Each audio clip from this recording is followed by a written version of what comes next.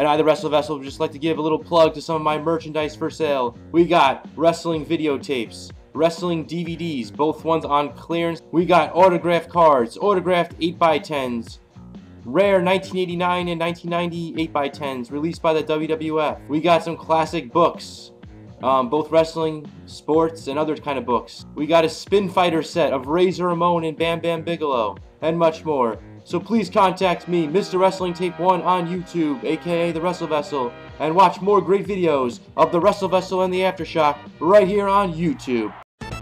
Welcome to 1 Minute What the Hell. So here we are playing Wolfenstein 3D on the Sega Genesis. Yeah, you heard me correctly, on the Sega Genesis. Here's the title screen right here.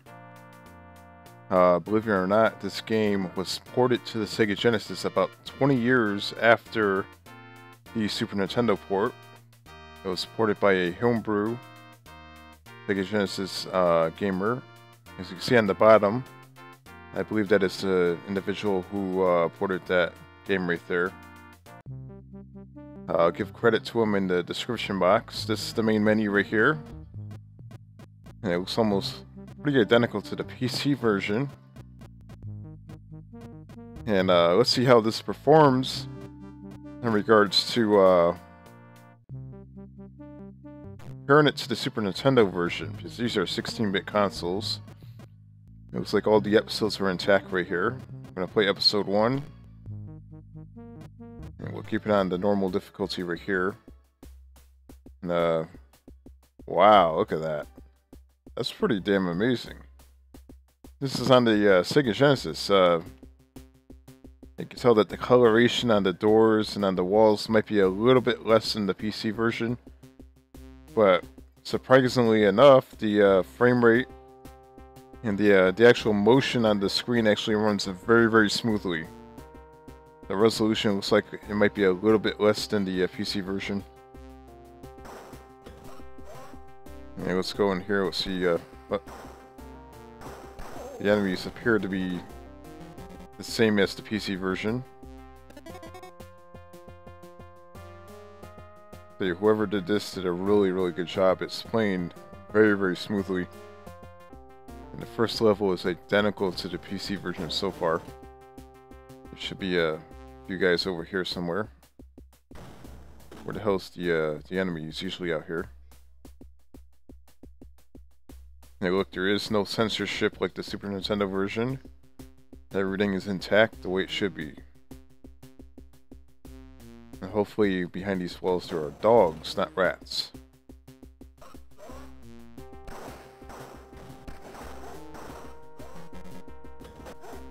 And we finally got some dogs instead of rats. Like the Super Nintendo version, we actually have to shoot rats instead. Pretty damn ridiculous. We have another enemy right here. It's pretty damn amazing.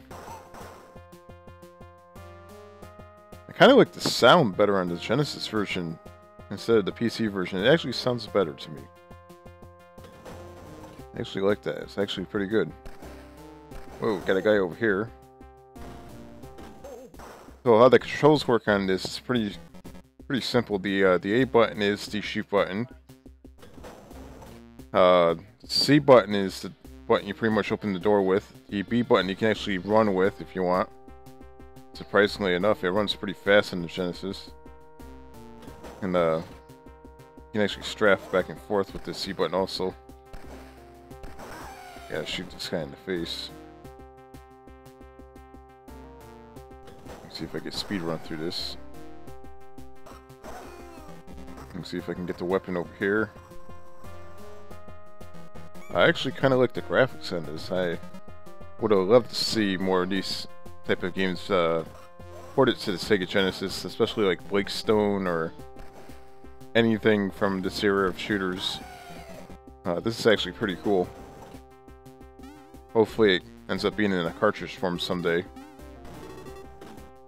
You know, it's been quite often that, again, on Jaguar, Super Nintendo, you might find reproduction cartridges of games that never even existed back in the day to begin with.